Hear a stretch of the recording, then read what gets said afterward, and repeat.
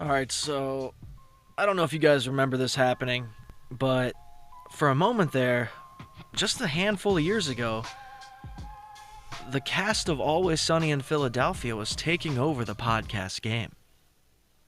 I mean, they were doing sold out live shows very quickly, which of course they would. But then all of a sudden, goodbye. And while watching this show, this podcast, they upgraded the set, they started having guests, it got real big, and then they were like, nah. Which just makes me think, hey man, even when that show's over, they got something very lucrative to fall back on. But let's remember here with episode 16, the gang runs for office. Testes, 1, 2, 3. It's There it is. almost time. It just clicked 9 over. o'clock. It's 9 o'clock. It's 9 a.m. It is 9 a.m., isn't it? And what did we agree on a time today? Yeah, I believe we said 9 a.m. Megan, did we say 9 a.m.? We did Megan say said 9, and I'm here. I'm sitting in my chair. Yeah, I've got a chair. I'm occupying my chair. Yeah, and yet this chair is chair's empty. Yeah. Well, now this is the first edition of the video podcast. Yeah, isn't this exciting? This room is awful. Yeah. Yeah, It's we're going to have to... So like I said at the top, they definitely changed sets many times. They started bringing Megan on, or bringing her up way more often. And you start to find out how, like, family-oriented this show is. Like, they are all very close. I mean, not even just the cast, but, you know, the other writers and the producers and camera people. It's wild. But that, I believe, is what makes a great show, because that's what they have. And it's a little characterless. Mm-hmm. Although I'm noticing in your shot, Glenn, you see my giant belly. That's kind of cool. Giant belly? No, behind you. Oh. I thought you meant like the one that you're sporting now. No. Oh, Well, that's under flexing. the table. Flexing. That's under the table. No, it's flexing. Is this, you know, I was thinking about that. Well, first of all, I want to say that one of the things I find very funny about this is, like, we're no longer allowed to talk to each other. Right. Because every time I start to tell you something, Yeah. you're like, save it for the podcast. Save it for the podcast. Now, is that because we think we're that interesting? No. I think it's that we're afraid we're going to run out of things to talk about. Oh, yeah, no, you're absolutely So this would right. be- Right. yeah. So just anything. Just talk about anything. For example, Now, that makes me wonder, is that what happened? Because each episode was sort of centered around Always Sunny episodes. So how do you run out? Especially if the show is still going. Like, how do you run out of things to talk about? What I think it is they might have just... maybe there's a last episode, and I believe I watched it, but I don't think they ever talked about it. But if they did, I missed it. Nonetheless, it doesn't exist anymore. And I wonder many reasons as to why.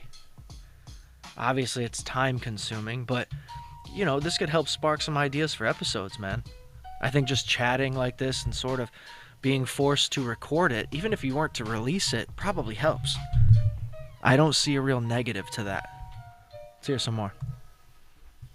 Charlie not being here. A missing man. A missing man is actually very interesting. Yes.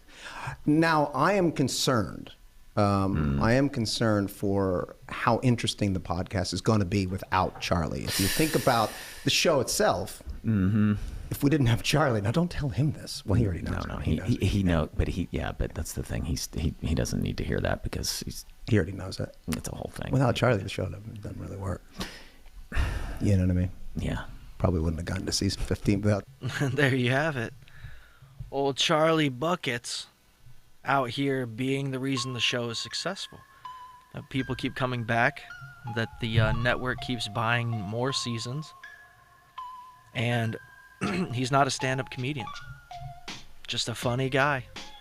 Him and these two, right? And they sit down and they write these episodes and produce them all by themselves, and yet there's hundreds and hundreds of comedians out here that just think, oh, I'm just going to go do a podcast and that's somehow going to open up doors for me.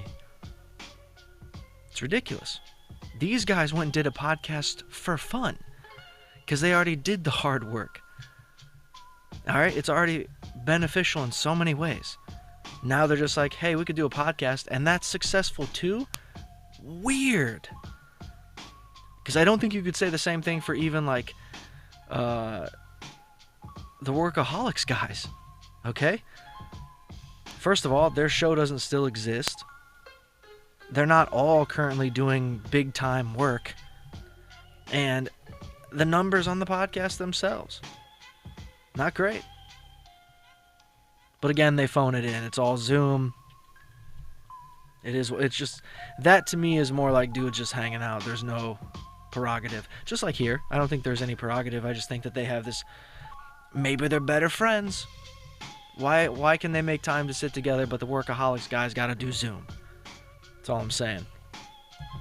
Well, Charlie, makes me think we should wait on the podcast. But no. No. We this is the tradition. If you don't show up on time, you lose. Yeah. You lose. So here we go. You snooze, you lose. Now, let's get into it, Rob. I'm seeing a cane. Glenn, Is that a cane? Yeah, this is a cane. Qualifies for a Robbie. cane? Yep. Okay. Now, this is my first day off crutches. Uh-huh. And I got myself in a shoe instead of a boot. I tore some ligaments in my foot. But I was so adamant on being. I mean, dude, imagine being Rob McElhaney's age and tearing anything. I mean, he's even in great shape, but also, dude, you still tore something. And you were probably doing something real easy, like kicking a soccer ball. Either way, guys, I miss shit like this.